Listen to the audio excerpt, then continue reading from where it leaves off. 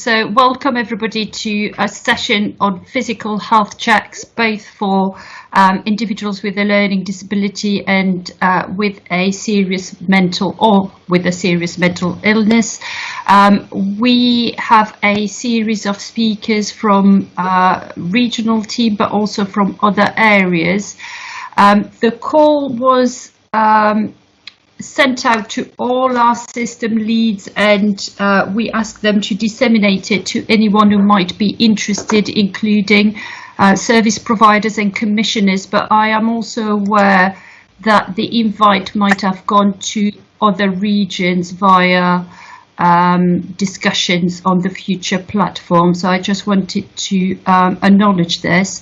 We're going to record the sessions, so just for awareness, there you will have a recording started line at the top of your screen. If you're on the phone and don't have access to visual, then we will circulate this. If anyone has an issue with the recording, obviously either please drop out or let us know. Caroline will be supporting the session, so for our speakers in particular, she has the slides and she will move them on as and when you ask her. What we will do is we'll try, as James has said, to keep everybody on mute, and then if you're speaking, please make sure that you unmute yourself first. James has already demonstrated the raised hand, which you now need to lower. Thank you, James. Once you want to ask a question, there is also, again, for people who have the full visual, there's a chat box, so please use this to put any questions or comments. There will be a Q&A session at the end of each presentation, so we will make time to go through the questions, whether they're in the chat box or whether you want to ask them. The session is planned to go until 4:30, so that there is time to have the presentations and then follow up. And I think we'll continue admitting people. That Beth will get us started with the national picture. Hi everyone. Yeah, Carolyn, have you got the slides? Perfect. Just for those of you who don't know me, I'm Beth McGeever. I'm a programme manager in the adult mental health team at NHS England Improvement, and I cover physical health for SMI as well as early intervention in psychosis and some work on our community mental health early implementers as well. Can I check if you can hear me? Yeah, okay, I can see people nodding. Yes, we've got you, Beth. Sorry, we're just waiting on if we've got the presentations coming up, so that's, just bear with. Oh, Carolyn, are you on mute?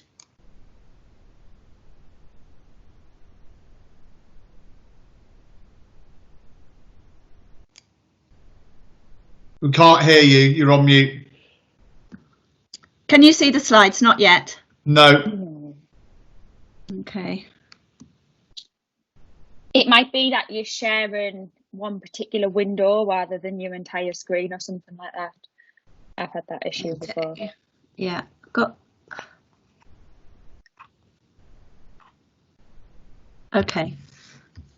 There we go. Well done, Carolyn. Perfect.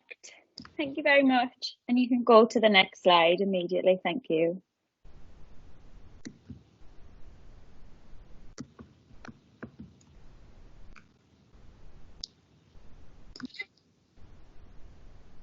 Is that working? You're nearly there. You just had current slide, yeah. Is that it? Yeah. No, not yet. We need it just a bit bigger, sorry. Slideshow from that slide. It's 2 seconds. Slideshow. Yeah. Okay. There we go. Thank you. Thank you very much. Sorry for delay. No, fine, no problem. Yeah, so thanks very much for inviting me to your meeting this afternoon. So Carolyn, invited me along this afternoon to talk to you about physical health for SMI. So I'm going to recap some of the key policy drivers for delivering comprehensive physical health checks for people with SMI, discuss some of the current national thinking about the delivery of health checks for people with SMI in the context of COVID-19, review the Q3 and Q4 data for 2019, that should say 20, not 29, data for the Southeast region, and then discuss key priorities delivering health checks for people with SMI. So if you can take us to the next slide, please, Carolyn. Perfect. So just to recap some of the policy drivers that we shared in the webinar a few weeks ago around the importance of physical health checks for people with SMI. So people with SMI have a reduced life expectancy of around 15 to 20 years, less than the general population. There are increased risk of obesity and associated health conditions as a side effect of antipsychotic medications. LTCs, such as diabetes, are more prevalent in people with SMI than in the general population. Premature mortality in people with SMI is predominantly caused by poor physical health. Around 40% of people with SMI smoke, which has been identified as a potential risk factor for COVID-19. And people with SMI are some of the most vulnerable members of society that are less likely to access physical healthcare services than the general population. So this is just to share the context around why we've got the ambition in the long-term plan for physical health checks for people with SMI. If we can move to the next slide. So this slide here just sets out some key messages from recent communications from NHS England improvement around adult mental health delivery in the context of COVID-19.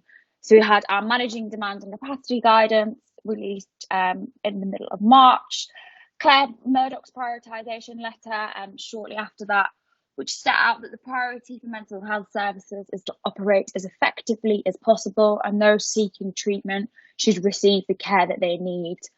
Maximise opportunities to use digital technologies and consider the physical and mental health vulnerability of individuals using services. And those of you on the line will be aware that within that communication, Claire also set out specifically for physical health for SMI, where CCGs had additional burden on them due to COVID-19 or did not have the capacity to submit data to the Q4 or Q1 physical health for SMI data collections, then they could either submit a nil return or not submit to the data collection. And then more recently, although I say recently, it is now the middle of June, I'm definitely losing track of time during life in COVID.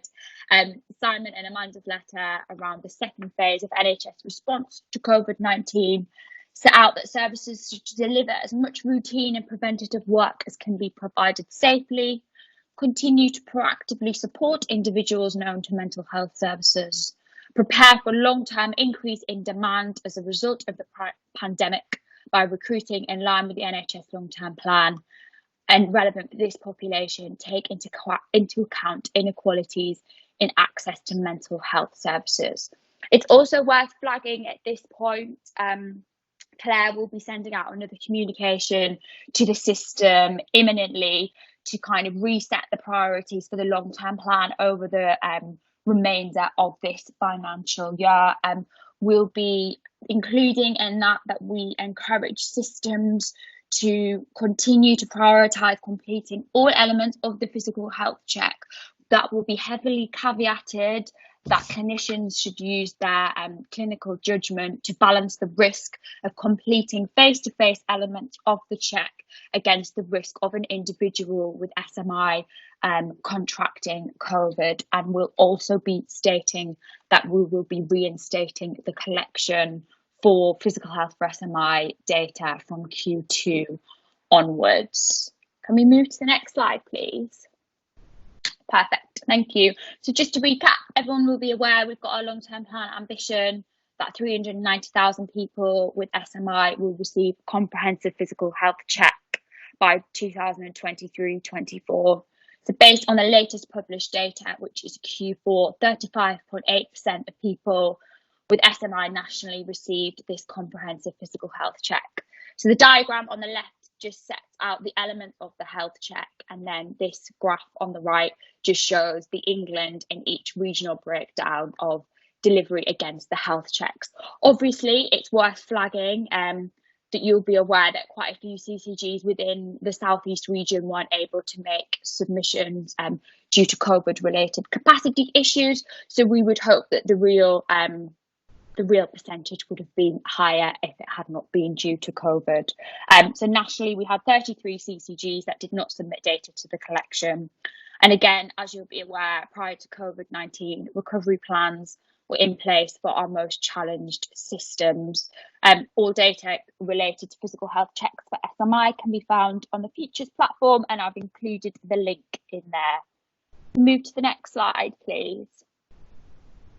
So really briefly, this slide just sets out a bit of a breakdown at an England and a national level around the percentage of the overall percentage completion rate of the full physical health check, and then the individual elements that comprise that health check for Q4. So as with previous quarters, the blood pressure and smoking checks had the greatest completion rates. The blood lipid element continues to have the lowest rate of completion. The greatest increase in elements of the check between Q3 and Q4 was for BMI weight. And with the exception of the alcohol element of the check, nationally, there was an increase in the completion rates of all checks when compared with Q3 data. Next slide, please. So this slide just compares at a national level where we've seen some shifts in different elements in completion rates of different elements of the checks between Q4 18-19 and Q4 19-20. So completion of all elements of the check have increased with the exception of alcohol, which you can see has decreased quite significantly. And when you track the data back from Q4, Q3, Q2 and Q1, you can see it drop ever so slightly every single quarter to where we've now got it as one of our lowest rates of completion. So I'd be really interested to hear at the end from colleagues on the line as to any intelligence around why there might be some barriers to completing this element of the check. Alongside alcohol, blood lipid and blood glucose have the lowest rates of completion at a national level. The completion of all 6 elements has increased slightly. The blood pressure element has overtaken alcohol element as the most completed element. And again, the greatest increase between the 12 months has been for BMI weight. Next slide, please. You probably can't read the coloured dots on this slide, so I won't talk to it. You'll get the slides afterwards. But similarly, again, this slide and the next slide just show for each of the CCGs within this region, the percentage completion of all 6 elements of the checks and then the individual elements of the checks. And then this is for the Q3 data. We've included this because obviously all CCGs within the patch submitted for the Q3 data. And then if we move to the next slide, this is the Q4 data. So again, we'll share these slides with you afterwards.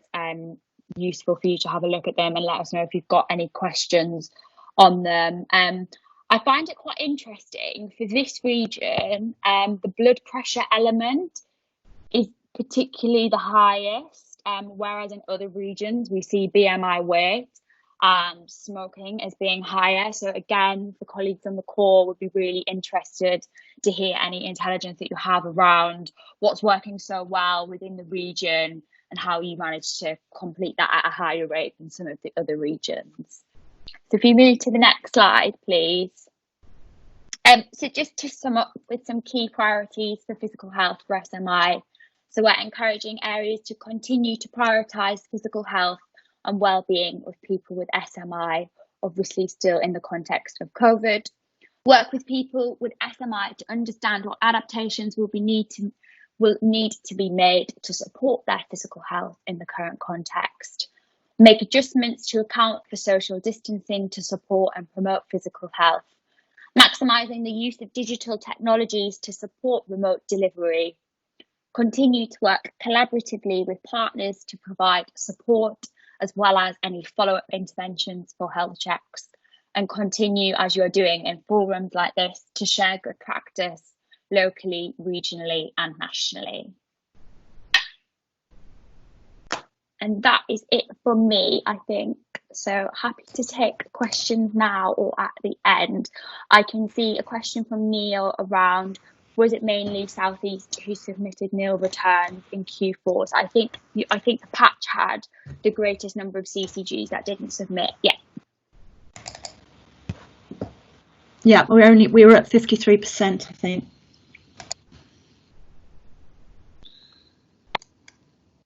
Any other questions for Beth? No? You Yes, can. it's Jerry Crawford here. Hello. Hello, Jerry. I'm sorry I haven't got my hand up. I'm on my phone and it doesn't seem to have that function for some reason. When we were talking about the alcohol consumption, I was just wondering about dual diagnosis, really, because some of our mental health service users actually do use, drugs to kind of blunt the experience of it all, but it isn't there, and I don't know why it isn't there, really, as a contributing factor. I'm sorry, I'm not sure I fully understand. So I'm talking about people with dual diagnosis who either are taking alcohol or other drugs, but you don't stipulate other drugs. You've only stipulated alcohol as a cause, and I'm not sure whether that's entirely accurate in terms of how people's lives are managed out there. That's what I'm saying. So it's a generic question about substance misuse, whatever the substance. Yes. Okay, yeah, thank you. Thank you for clarifying. So the check as it is comprises the 6 elements, and that's how we measure the standard. So if an individual receives all 6 elements of the check, then they're counted towards the delivery of the standard. And that is the data that we publish. However, as part of the overall collection, there is a line on substance misuse and then appropriate follow-up intervention for people that are considered to be misusing substances, and that data is available on the platform, but it isn't doesn't count towards the delivery of the standard. Okay, that's grand. Thanks very much. Okay, we've got David Chapman with his hand up, and then we've got a question in the chat. So David first. Yeah, hi. Yes, I'm from Oxfordshire. This is nothing to do with COVID really, but it's a matter to do with your collection. Of the 60% target, 50% was meant to be from primary care and 10% from secondary care. But of course, the problem we have in Oxfordshire is we do not get the data from secondary care at all. It's extremely hard to get it, and we don't have any technological answers to that. It seems a crazy way to do it. If you really want 10% from secondary care, why are you not collecting the data directly from secondary care and then we're just marking primary care? Or why don't you just abandon secondary care and just say the target is 60% and encourage primary care to get 60%?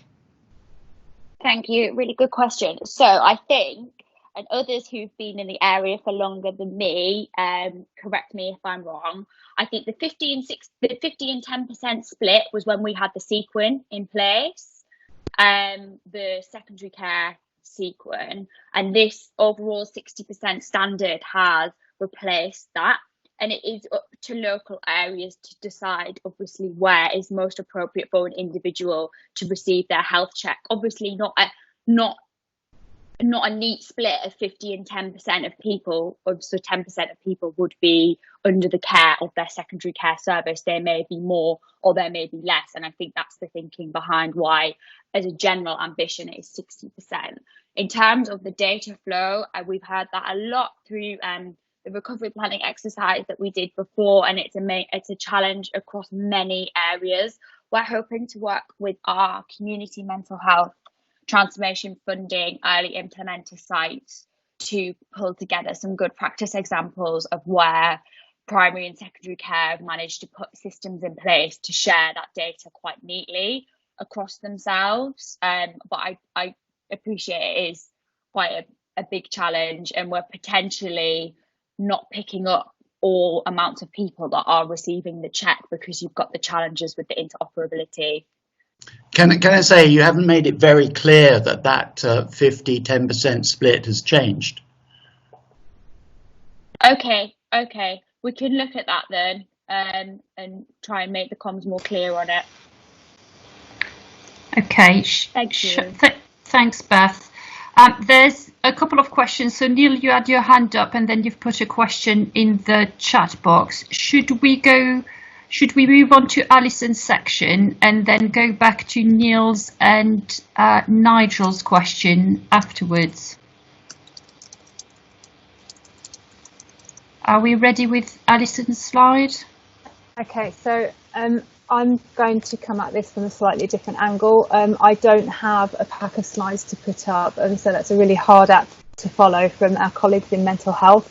As you all know, that I'm relatively new in post, and I'm just coming to the end of a very, very comprehensive induction. So I'm coming at it from quite a strategic perspective in terms of the conversation, because my understanding from system and from colleagues and the request was that you needed to hear more about some of those good practice examples in terms of what was happening out there in the system to help you encourage and work with your colleagues in primary care and improve the uptake for annual health checks across the learning disability and autism population. So I'm not going to go into a huge amount of detail. In fact, I'm not going to go into any detail at all in terms of performance data and performance metrics at all across the system.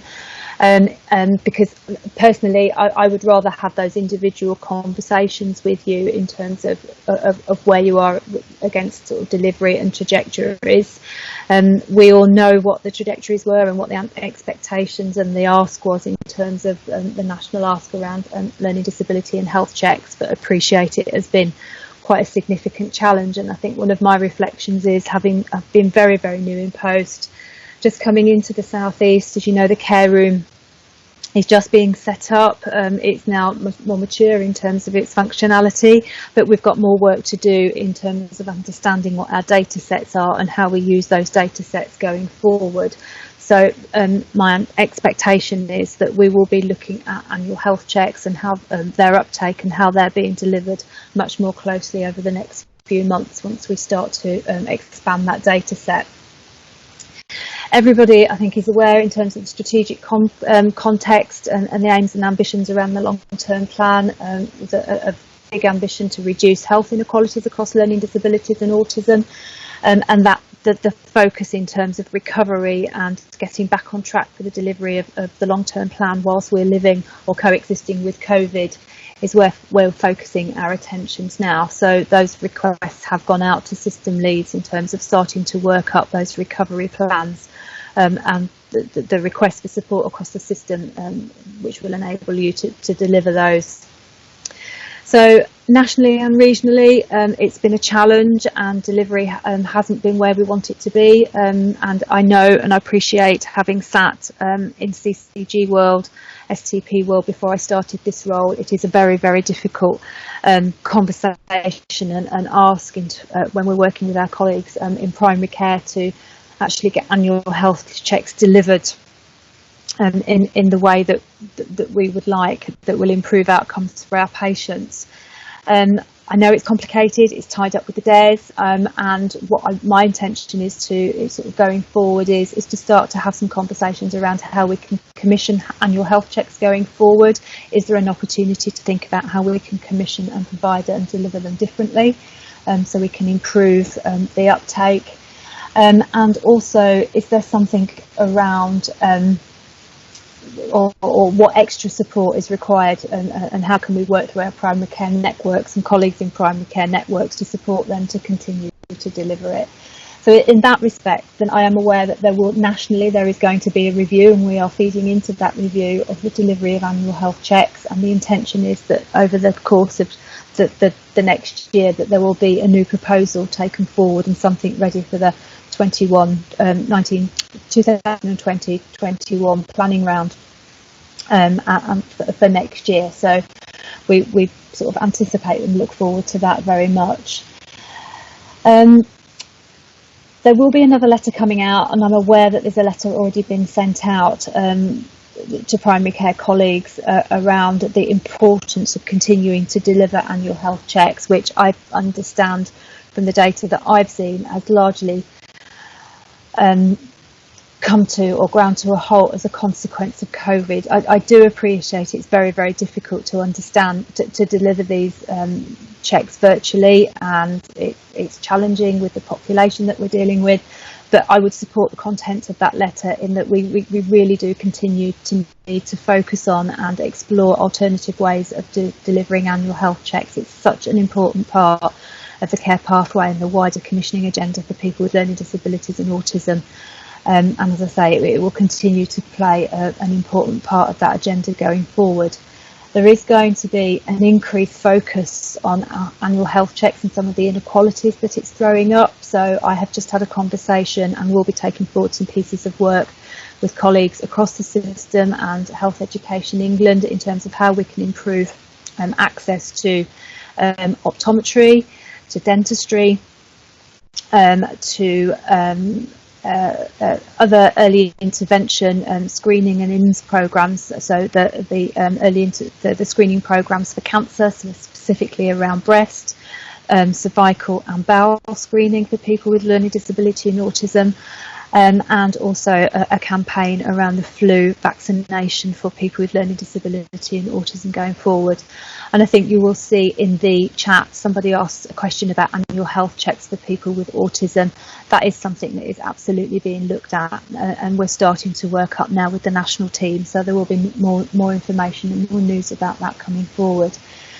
I don't have anything else that I would like to add at this point in time. I'm just getting to grips and getting a feel of where everybody is as a system in terms of their delivery of annual health checks, but I know data collation is difficult, so that's something that we want to look at and work with you on. And the other thing that I guess that my final thing is the real importance in terms of involving patients, experts by experience, in terms of understanding how best to deliver and work with them in terms of the annual health checks themselves. It's really, really important to me that we're engaging with and working with our experts by experience, our patients, to understand what works best for them. So I'm going to hand over now to the next part of the agenda, and Chris is I think Catherine has a question.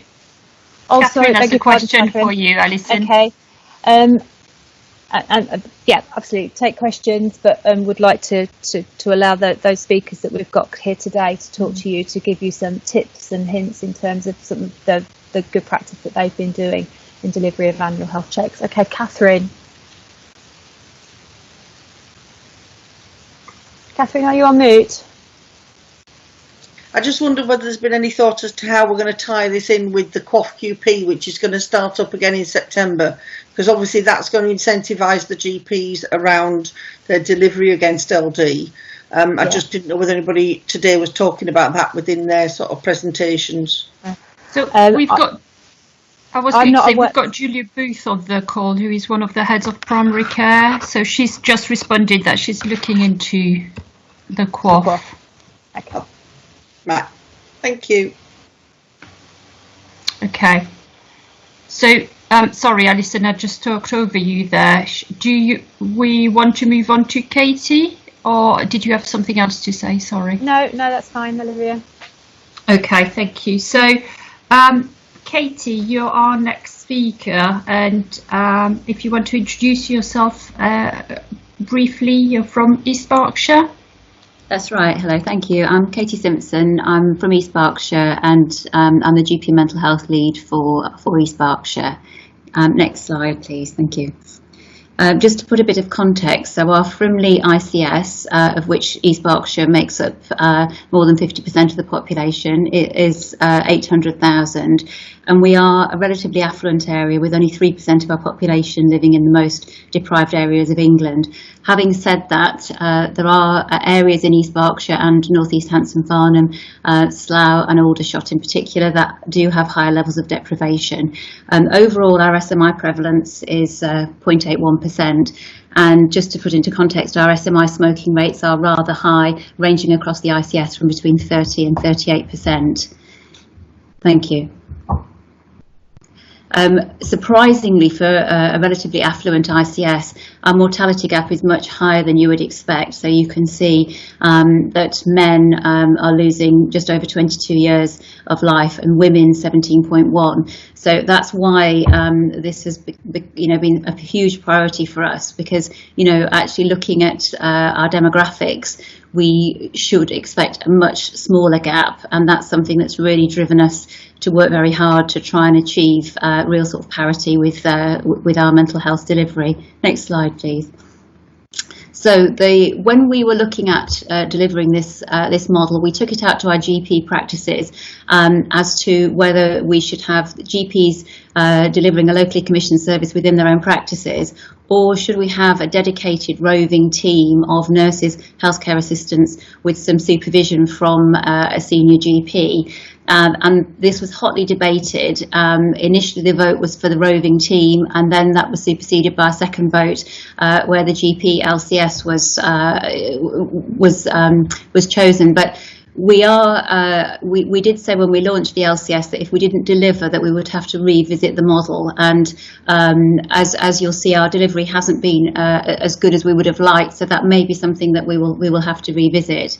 In terms of how we propose to sort of deliver, it was really training and more training. So all of our GP practices across East Berkshire had training with the GPs to really focus their mind on this mortality gap and why we really had to prioritise it. And this was followed up by a rolling training programme for the professionals that the GPs had identified as delivering the checks. So that was mainly practice nurses, healthcare assistants and paramedics, although some GPs were actually doing the checks themselves.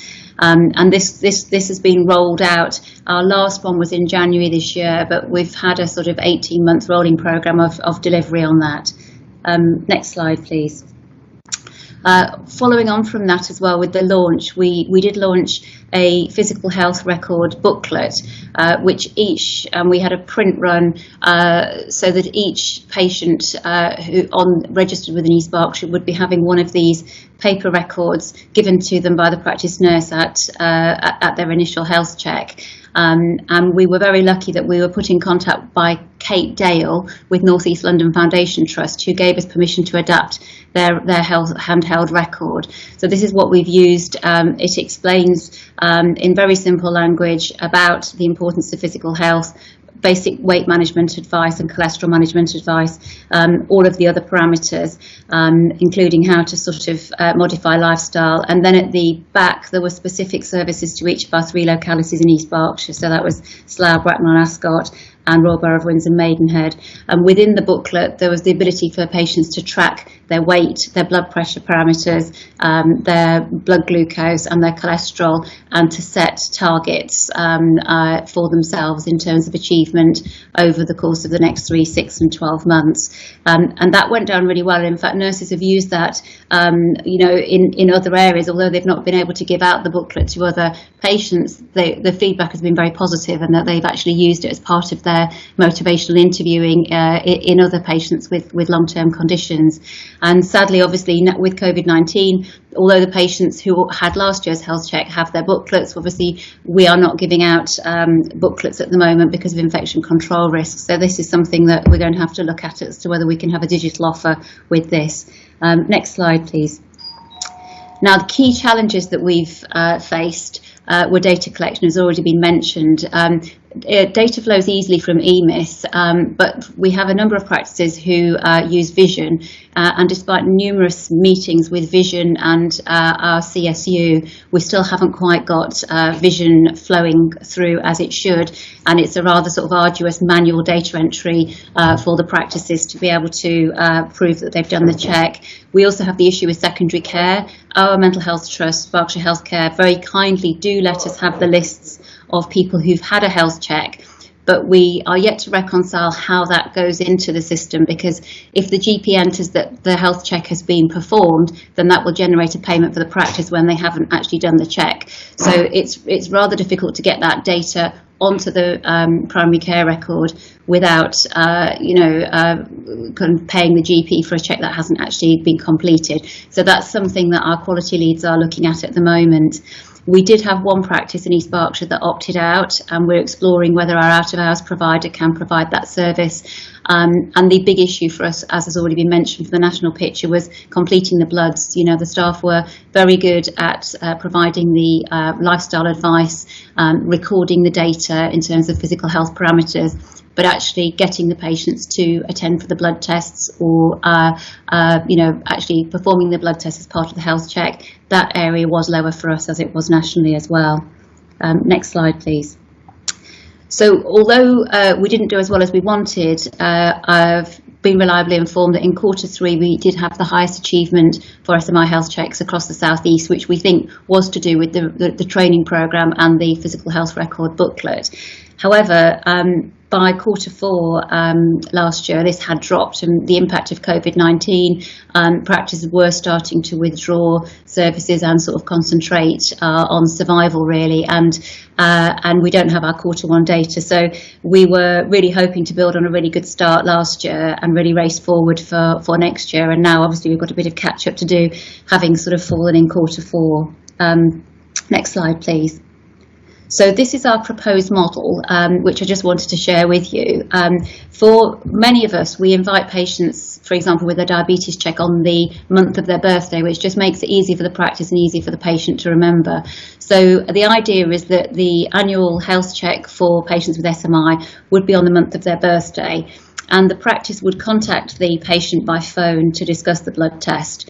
In practice, we think that probably should be the person that's delivering the health check, because there's quite a lot of complicated information to convey to the patient, and it might be on the remit of receptionists unless they have had significant training. So the plan with that initial telephone consultation is to say we need to perform a health check and try and gather as much detail as possible over the phone. So some patients do have weighing scales at home and the possible to get a home weight. Some of them do have home blood pressure monitors and therefore could perform a blood pressure check and pulse. In Slough, we have a community pharmacy scheme because, as I've mentioned, that's been identified as a high level of need and deprivation. So to reduce levels of coronary heart disease and atrial fibrillation in Slough, pharmacy practices have been paid to perform blood pressure and pulse checks. So for any patients in Slough, they could attend their local pharmacy while they're picking up their medication and have that part of the check completed. I have been in touch with pharmacies across the rest of the region. Although many of them did do blood pressure and pulse checks, they've stopped that due to COVID-19. So we're hoping that will be reinstated shortly. Now, so as much data is collected remotely as feasible, and then subsequent to that, the patient attends the surgery in what we'd call a cold room. So that's patients that haven't had any COVID-19 symptoms. Some practices are working more innovatively. They've set up private gazebos, using sheds, using innovative modelling in car parks to be able to, to perform the bloods, weight, blood pressure and pulse whilst using full PPE. And then once those bloods are back, the patient is seen remotely for the full health check, whereby the bloods are discussed, the risk levels are discussed, and interventions are also discussed as well. So the key thing that I wanted to say, as Nadia's mentioned in the chat, is that we're currently engaging with our GP members and primary care networks in terms of delivering the SMI health checks, whether they are happy to undertake these in their own practice, or there had been some talk about using the recently decommissioned COVID-19 hot hubs. They were the assessment centres for patients with COVID-19, as to whether they could be areas that these physical health checks could be performed in. So, that's very much out to GPs to decide on that. But for now, we're thinking it will be done within the individual GP practices where the patients are most familiar. That also includes shielded patients. So we are not doing home visits. I don't think many GPs are. So the practices are following full infection control. The staff are all wearing PPE. The rooms are clean between patients, and therefore shielded patients are expected to come to the surgery for their blood pressure. Sorry, for the blood test, blood pressure, and the like. But of course, the rest of the check is done remotely. The other thing to mention is that we were lucky enough in East Berkshire to be awarded primary care mental health transformation money, and we have named the service that we're setting up our mental health integrated community support offer. And the expectation is that team across the 4 PCNs in East Berkshire that have been awarded those teams, that the mixed service would actually work together with primary care to help facilitate these checks. Thank you. And that's me done. Thank you very much. Thank you, Katie. Oh, we've got a bit of echo. Any specific questions for Katie? And then we're going to have a presentation from colleagues from Hertfordshire on similar health check but for people with learning disabilities. So do we want to take questions together? Let's have a look what's in the chat. I know there's been a few questions about health hacks and different elements. Should we move on to Hertfordshire with Victoria and Hilary? Hi Olivia, sorry it's James. I was just going to say, yeah, we'll try and pick up some more questions from that. We've been monitoring, so Carol and I can now keep an eye on that. Okay. Have we got Victoria and Hilary on the call? Yeah, it's me, Yes. Hilary here. I don't know Hello. if Vicky's here. Vicky, are you here? If she is, I don't know if Vicky's here or not. Yes, Vicky's the lead GP. Oh, right. So, Vicky, I'll do the presentation, but Vicky's here as the GP to help with any questions as well. So I'm Hilary Gardner. I'm the Strategic Liaison Nurse for Learning Disabilities for the whole of Hertfordshire. And basically, together with Vicky, who's on the line, who's Dr. McCulloch from Herts Valley CCG, and Rinny, who's from the East and North Herts CCG, we've put together this pathway for COVID, annual health checks for learning disabilities during the COVID times. So if we go for the next slide. So the big things that we've identified, as nurses from the nursing service, we've identified that people with learning disabilities have struggled with through this time, is firstly the change in routine. And so on our recovery plan, our biggest concern is avoiding having more people ending up on medication unnecessarily because of the fact that they've been prescribed something during this time because they're unable to cope with this massive change. So we're trying to keep a track as nurses of people who have required medication and trying to link with GPs before that's necessary to see what we can do. I mean, tiny example would be a GP was asked to prescribe something for a chap's anxiety, and then when we did a virtual link with him and his mum, his anxiety was born of the fact that his routine had changed because he couldn't go each day to buy his paper, because when he'd gone to buy his paper they would only take card payments and he only had cash, so the security guard had ended up manhandling him because he tried to leave with his paper when he shouldn't have, so then his mum had banned him going out. So it was a quick fix. He didn't actually need medication, he needed the shop to be a bit more understanding and let him know his paper. So, so that's the sort of thing we're trying to keep track of because we don't want more stomp cases. And then obviously the biggie then is as has been mentioned, people falling behind with seeking advice and being health resilient through this because of the fear factor. There's a lot of literal taking. We've got it across all sectors, not just learning disabilities, but it's obviously even more in the learning disability sector where the fear of the virus means that they won't necessarily seek help. And I've got a guy who's one of our experts by experience, so he's very tuned into his own health, and someone had delivered something to him and he could barely walk, and they said, well, what's the matter with your feet? And he said, oh, they're really painful, but I can't go and see the doctor because of the COVID, and I can't go and see anyone, but I've got to wait till afterwards.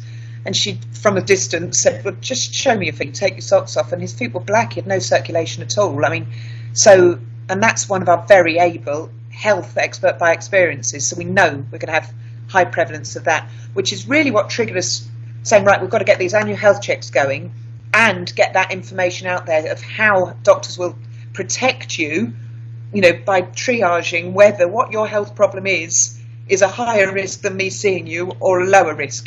So we've done an easy read on that, which we're trying to get out via the GPs to all patients with a learning disability about how they can still keep an eye on their health. And then we've done our annual health check plans. So If we go to the next one. So basically, it's quite a simple pathway, and I'd just like to quickly emphasise we're really at the early stages of this. So I do feel a little bit fraudulent being here saying this is what we're doing. It's very much this is what we've just started piloting, and we're really at the very early stages.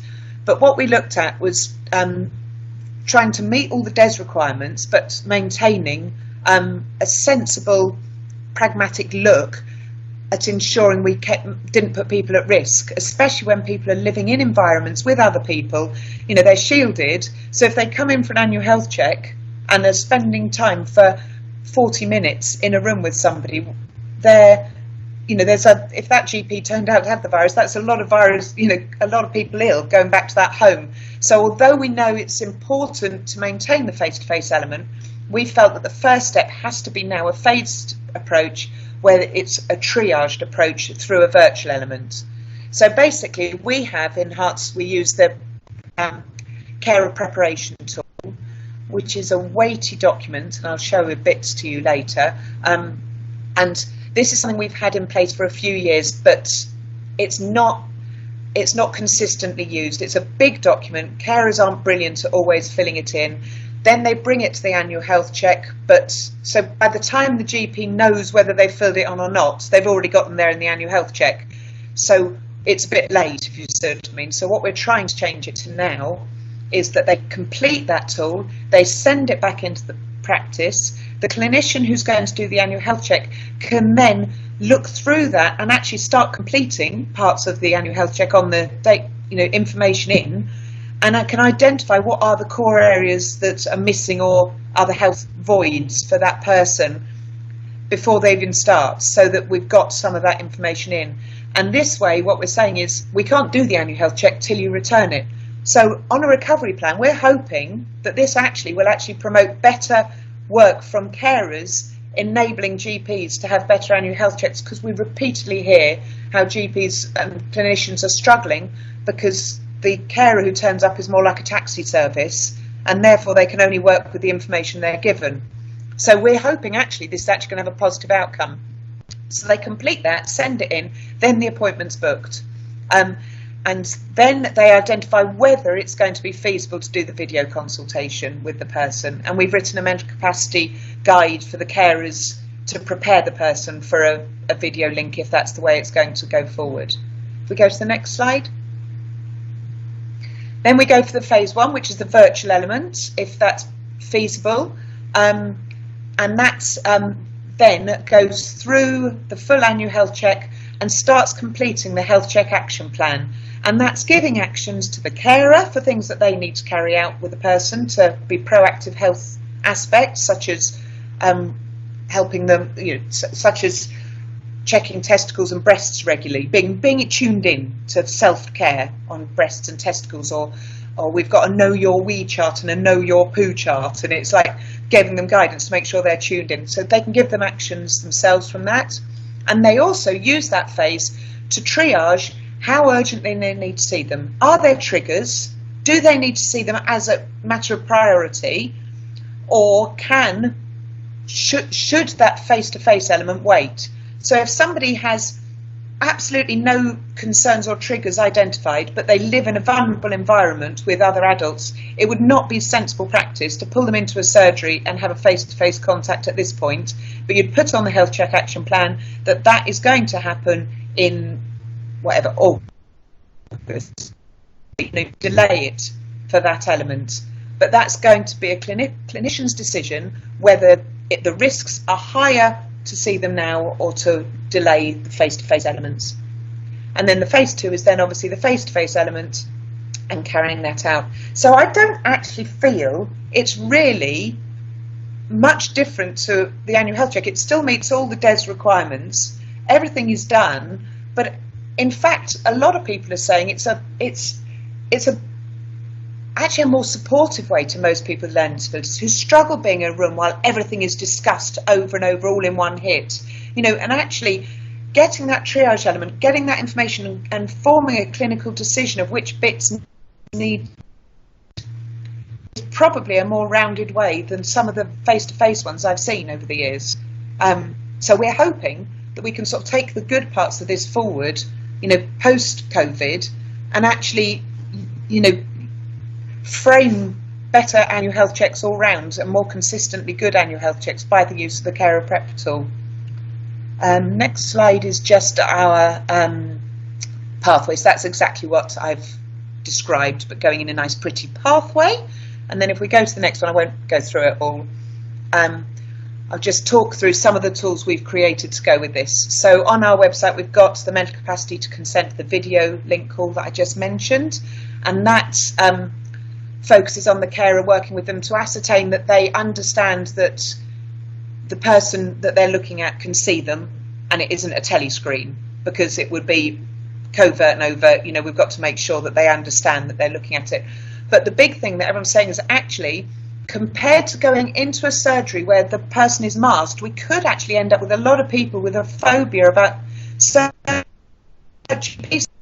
Just get taken straight into the surgery and it's totally alien and the clinician's wearing a mask. So doing the video call also enables the clinician to talk to them and saying, when you come and see me, I'm going to be wearing a mask like this. And that's important for both of us. So they can almost prepare them for the face-to-face and reduce that risk of us ending up with a load of people petrified of doctors because of the masks and the other PPE. Then we've got the carer prep tool, and then an easy read annual health checklist and an easy read invitation letter that we've done for this so that GPs can use it as a template. If you scroll on, I've just got tiny examples from those, just so you've got a vague idea. I've just cut snippets from. So that's the front page of our carer prep tool. If you go to the next one, it just gives you an idea of how we've done this. So what we've done is, before, carers are asked, has he got any problem with his lungs, for example? And they just put no, and that's it. So what we've tried to do is actually put the onus onto them to actually understand why they're being asked this and why it's important for them to look wholly at how they answer it. So we state the fact, that 50% of people with a learning disability die of respiratory compared to 15% in the rest of the population, and that's why this question is important. Think about, and we give them ideas, and there's no tick box answers, everything's writing notes, so the clinician can see whether the carers really put some effort into it or whether they need to do more digging. If you go to the next one, that's just another example of bowels, where we state that people with learning disabilities suffer from constipation. I haven't added on here, and I'm going to put an in hearts. We have, there's been 7 recorded deaths of, according to the last leader report, there were 7 deaths in a year from constipation of able people with learning disabilities. And then again, we put, because otherwise you ask a carer, how's his bowels? They say fine, but actually the person's totally independent in the toilet and they've got no idea if he's fine. We had our own expert by experience, again, health expert by experience, end up in hospital with chronic bowel blockage, and that's somebody who works with this. So again, it's all about those questions. So that's just an example of how our carer prep tool goes. If you go to the next one, then we also have this tool to empower people with learning disabilities we try and get out, where they take this with them, and before they go, they can look at all the boxes and they can mark down which questions they want to talk about, which areas they think are important to them to talk about with the GP.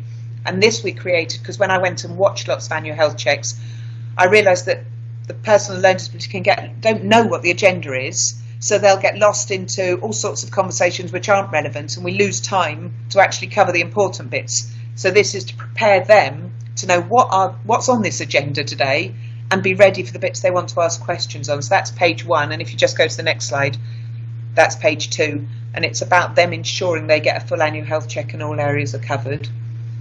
And then they go to the next one is just a quick screenshot of our Check It Out guide, and that's going back to what we said about people with learning disabilities needing to understand how they're going to be kept safe, even if they need to go to the GP at the moment.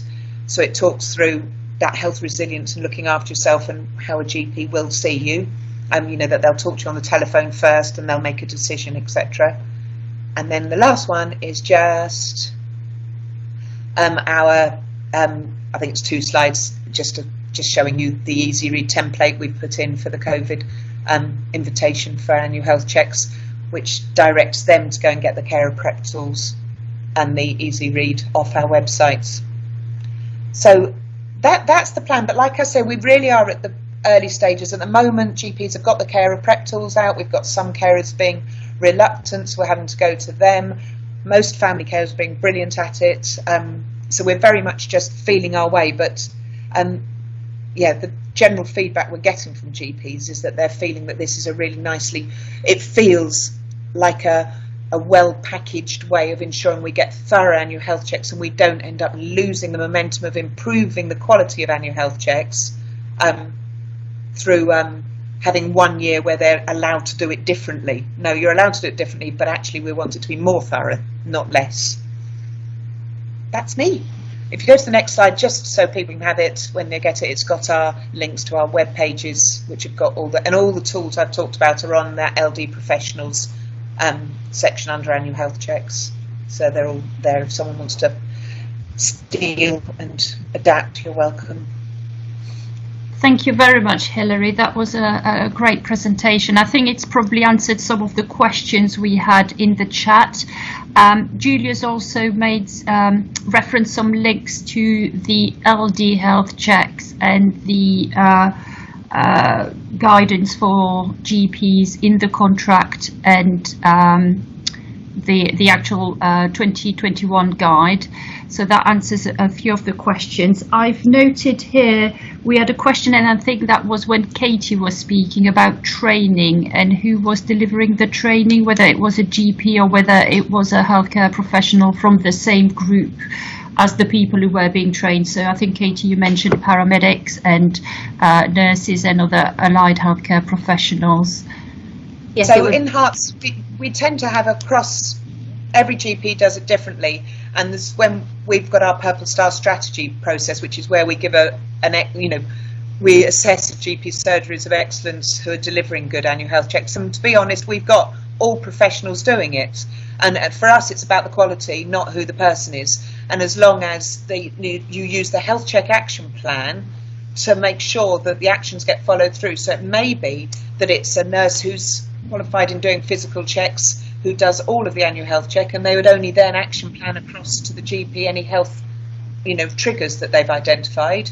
Or it may be that it's a nurse who does it all but can't do the physical checks, in which case on the health check action plan it would be for them to book an appointment, and a generic GP appointment for the physical checks. So it totally is, it's free reign. To us, as long as the quality is achieved by the appropriate person in the end, it can be done via the main check or a health check action plan.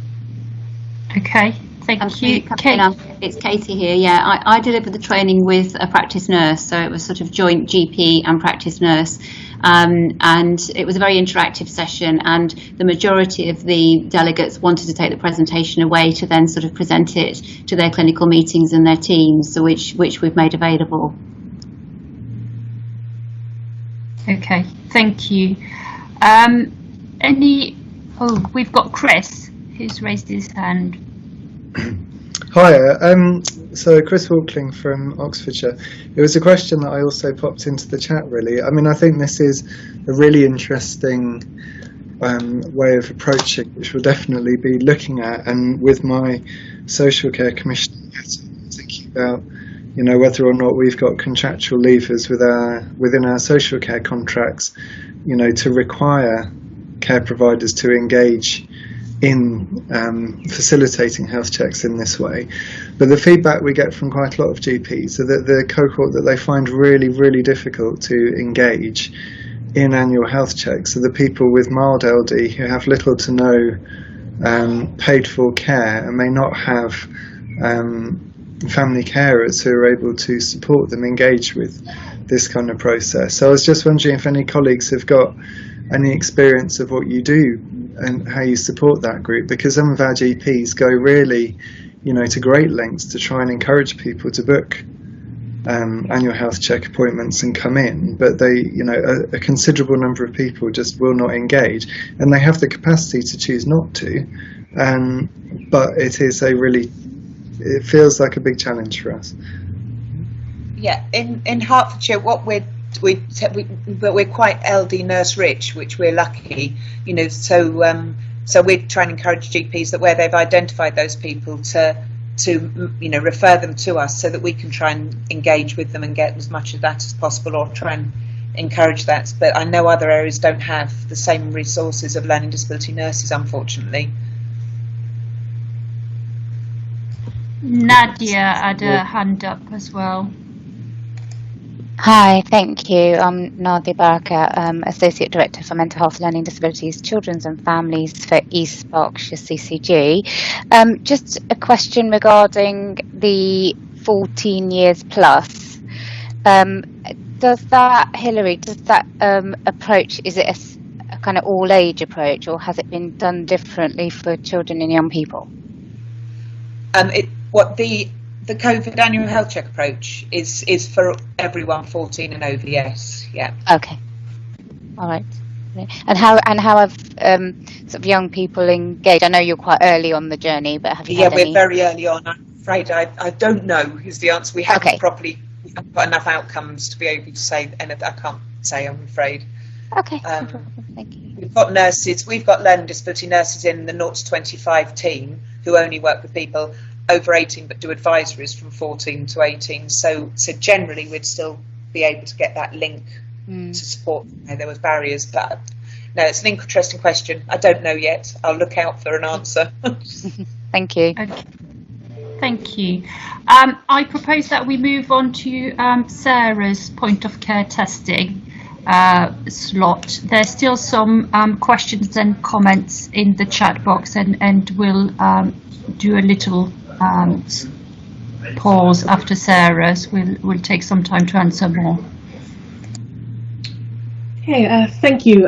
My name is Sarah Amani. I'm the Senior Program Manager for the South of England Early Intervention and Psychosis Program, which spans the 16 trusts across the 13 SDPs and I think 40 CCGs now. It started with 50, but I think it's reduced somewhat.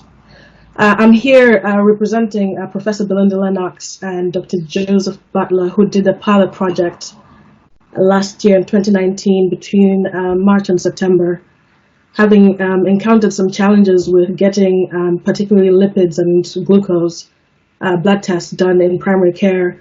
They thought they would supplement that by seeing whether the team, the early intervention and psychosis team, could do some of that testing themselves in-house. We go to the next slide.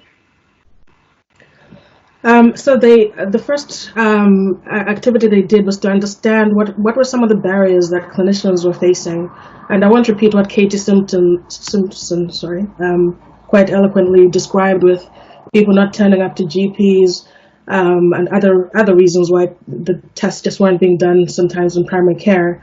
There's also the added issue with some of the patients we see being quite paranoid, and the idea of having bloods taken just wasn't something that they were willing to have done with someone that they don't have a quite intensive relationship with. So these were all the kind of factors that were kind of discovered through a kind of stakeholder consultation exercise with both the mental health team as well as colleagues in primary care. Next slide. But there were improvements in how many tests were being done. So the blue is 2016, green is 2017, red is 2018. And you can see on the left that the majority of the tests of BMI, smoking, alcohol, exercise, everything was on the up. So almost hitting the 80% sort of area. But when we look on the right, when we look at the lipids and glucose, those weren't really improving quite as much as we wanted. So that's why overall the percentage was still kind of stagnant. Next slide, please. So Belinda managed to get a tiny bit of funding to get, I think there were 4 point of care testing kits from a company called Abbott. And the idea was, instead of taking a blood ampule through phlebotomy and sending it off to pathology and then waiting for results, these machines do a fingerprint test, and within 10 minutes they can tell you the results, and then you have a card to see whether anything is outside of normal parameters, and then you alert the SHO about any concerns from the results. Next slide, please. So just a reminder of this is the old process, and then if we go to the next slide. And it was simplified to this new process. So identifying someone who hasn't had a test within the last 12 months or someone who's reporting any concerns with their physical health, the test is done by the care coordinator. And within early intervention and psychosis, the team sees these people very regularly. So making every contact count, as the saying goes.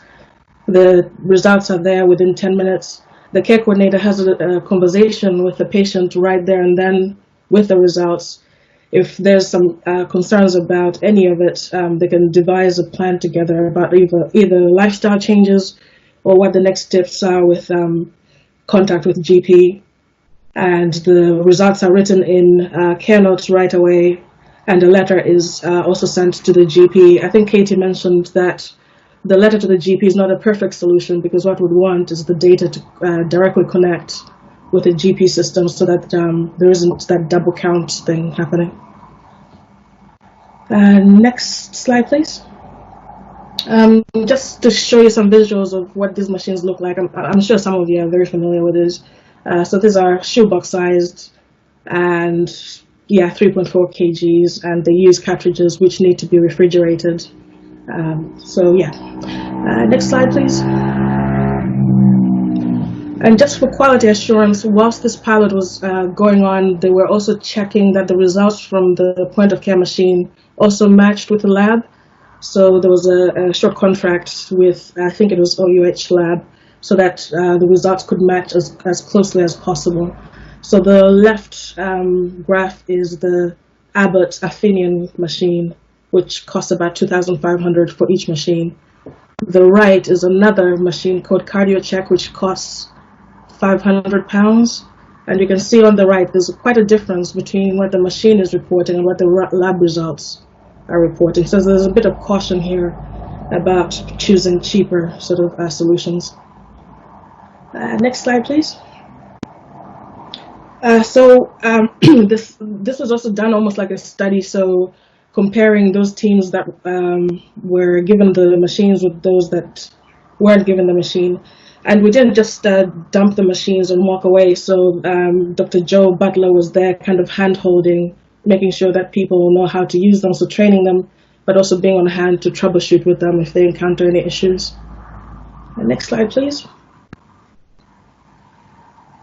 So the red is the results for those teams that actually use the point of care machine, and the black is for those teams that weren't using the point of care. So you can already see within 6 months quite a big difference in the two kind of cohorts. Next slide, please.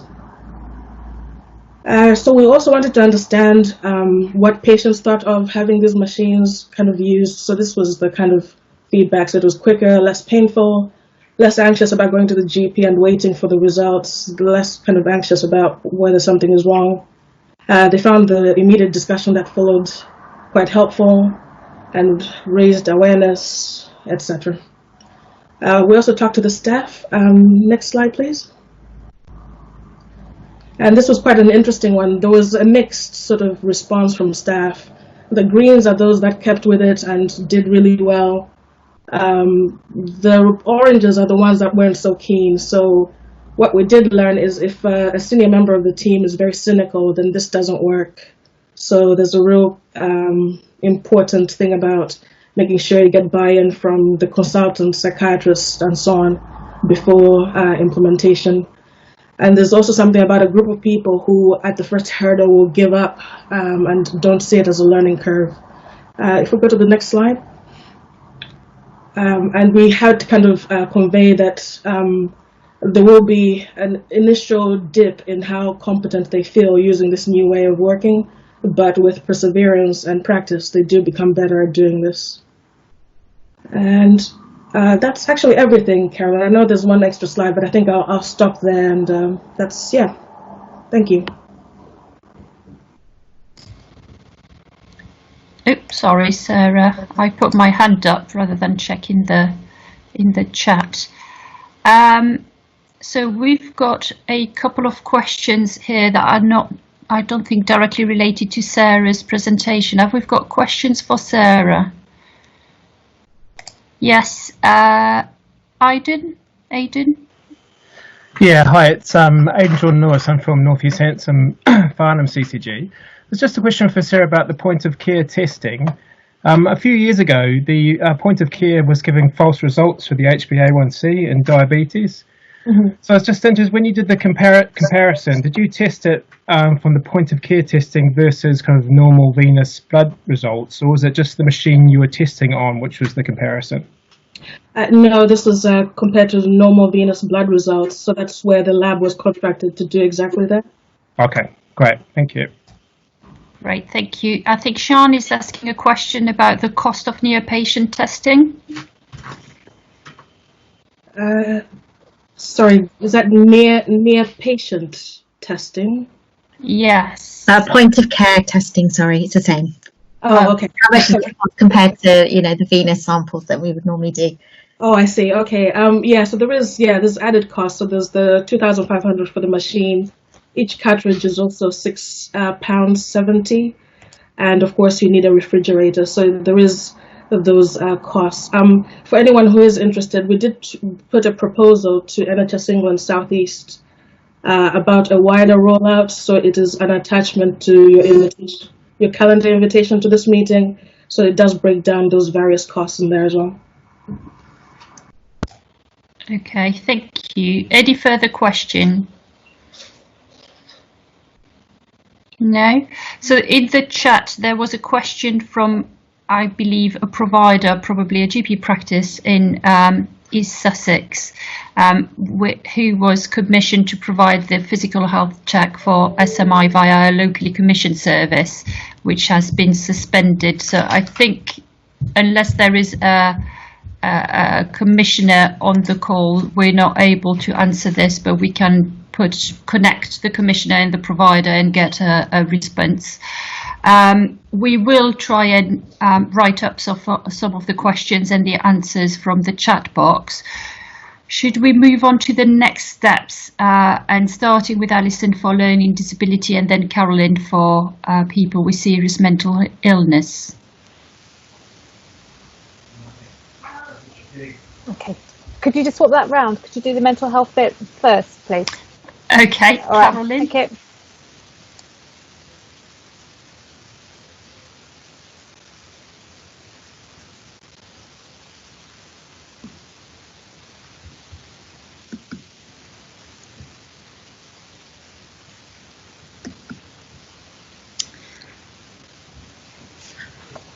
Well, first of all, thank you, everybody, all the speakers, for some really good examples of how we can approach this.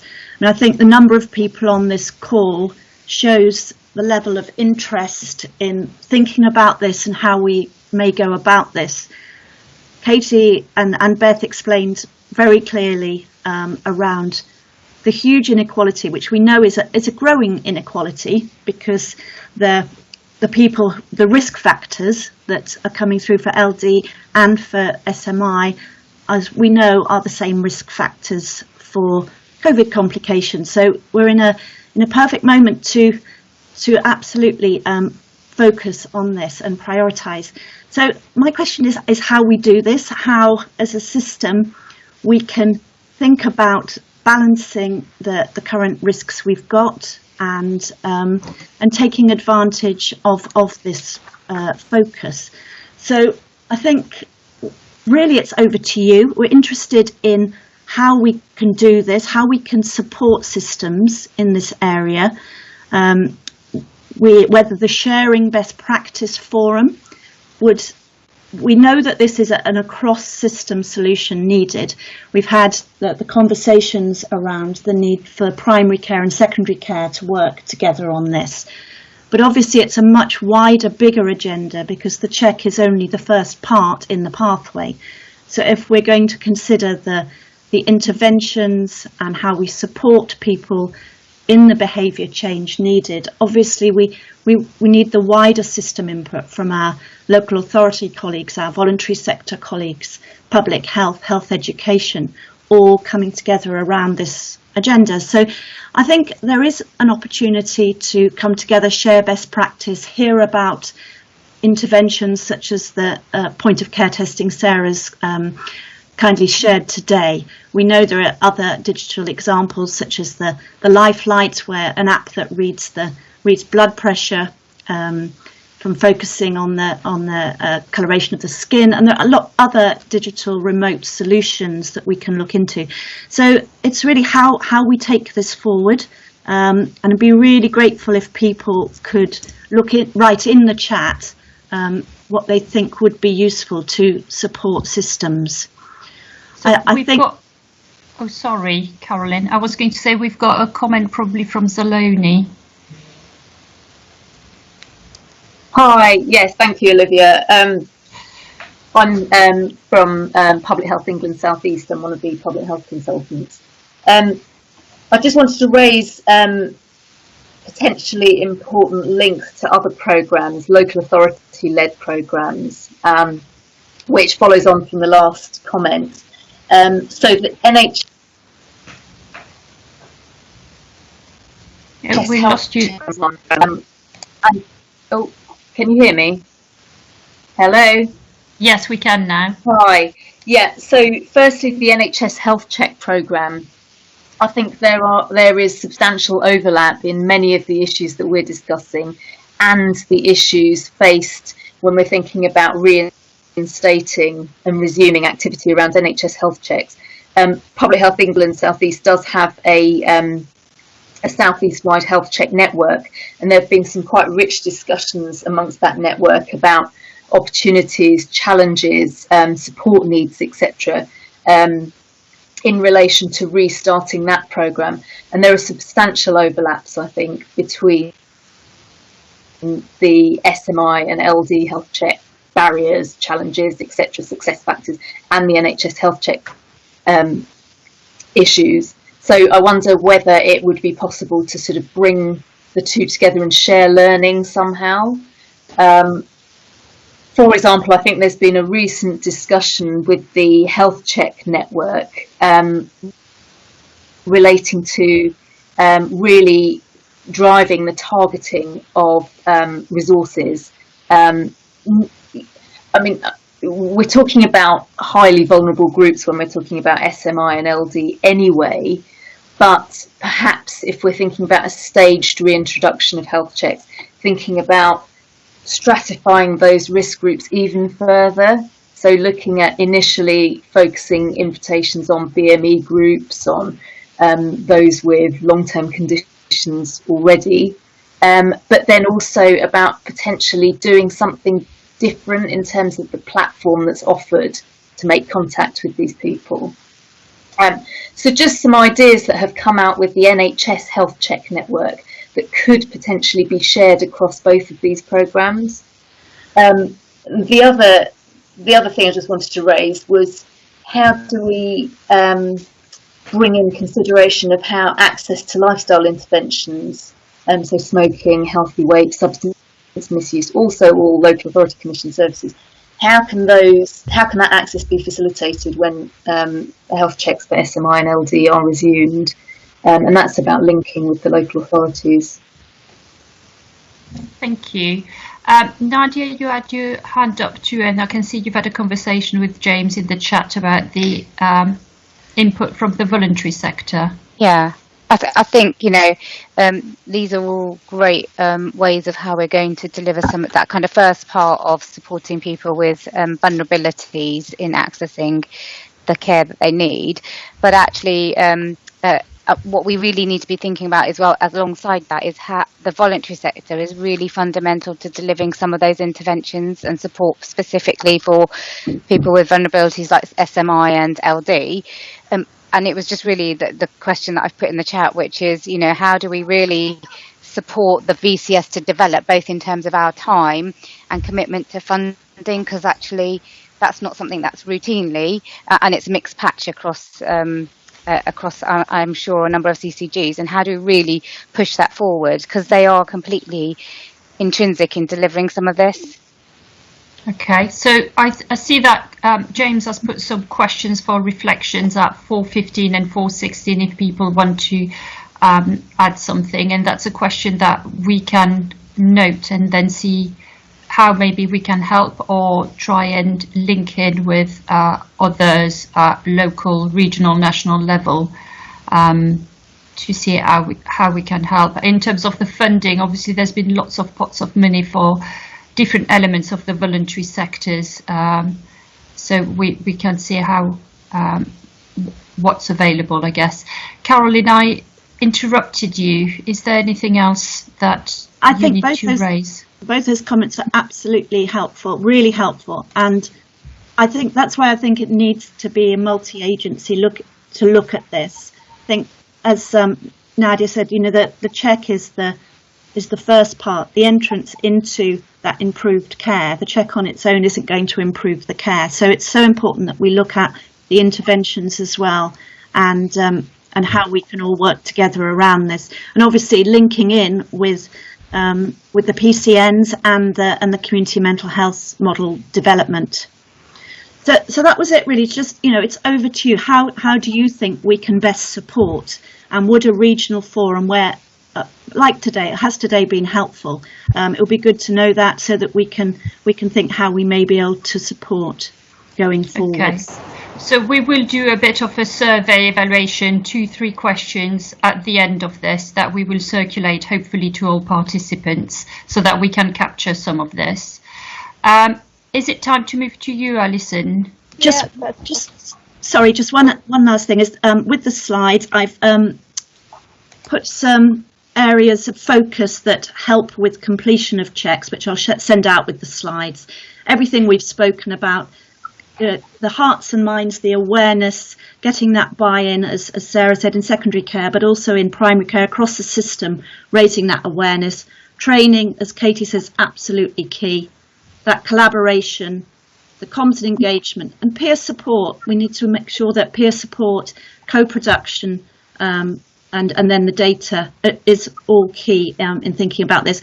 And also, I've just put together some resources. There's a national webinar, data and guidance, the Right Care Toolkit, and the Equally Well resources, which have been pulled together specifically to support physical health during COVID. So that's it, just to say that those links will come out with the slides. Great, thank you, Caroline. Alison. Hi, yeah, sorry, I was just going back and pulling up some of my slides and some of my notes that I've got in front of me, so you caught me unawares there. In terms of next steps, I think, sort of reiterating what Caroline has just said, it really is down to you guys in terms of how you want to take this forward, how you find local solutions in terms of delivering some of the priorities and the challenges that we've all got ahead of us in terms of coexisting with COVID and trying to deliver the long-term plan.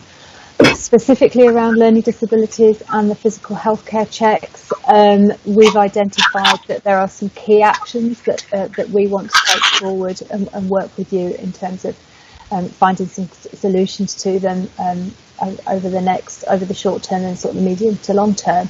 So that includes looking at and identifying a blended proposal of how we actually undertake and complete virtual and face-to-face annual health checks for people with learning disability and in the future autism. So that includes how are we going to develop and pull together some easy read documentation, some checklists for practices and for patients, and to support you in terms of that engagement piece, which I know is really, really challenging in some instances with some of our patients.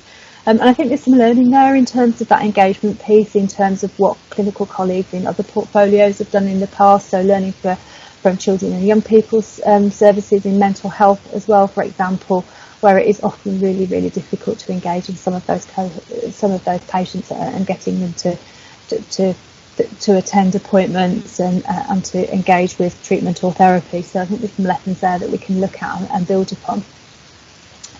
There's something about how we agree the clinical and with clinical and contracting colleagues, what that final format and what that proposal is, and we very much want to work with you and colleagues, and I think it's really positive and really encouraging. I'm delighted to hear GPs working alongside colleagues in Hertfordshire because I know from personal experience when I was the SRO in Norfolk, we had some difficult conversations with primary care colleagues, and it felt like a hard slog to convince them sometimes this is the right thing to do, understanding the challenges and the restraints of general practice and how challenging your role is already. So we really, really do want to work with our primary care contracting colleagues and with the PCNs to find the best solution for this for our patients. So that's some of the work that we wanted to do with you. So that introduction to blended proposal to delivery. And then it's about working with you all, especially through primary care networks, to understand how we support the implementation, so the guidance, the communications, the frequently asked questions that we often don't think about when we're sitting where we sit.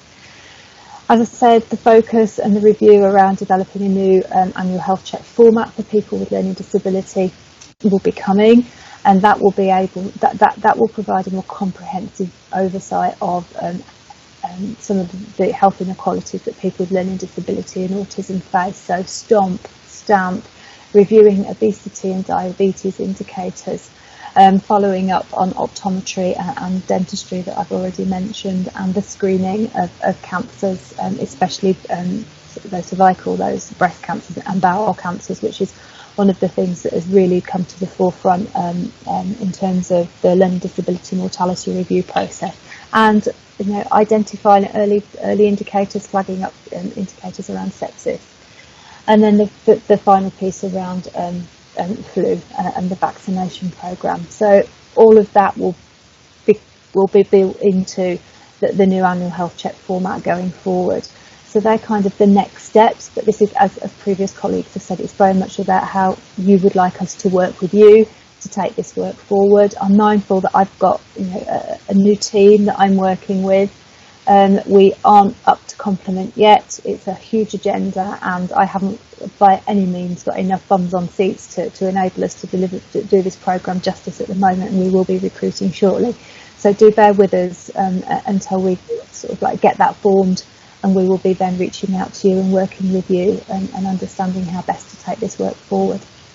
But I'm happy to take any questions, any queries, and any volunteers as well in terms of coming forward and wanting to offer your support and expertise to take this work forward. We would greatly appreciate it. Great, thank you, Alison. I'm mindful that we're 2 minutes to 4:30 when we said we would finish the call.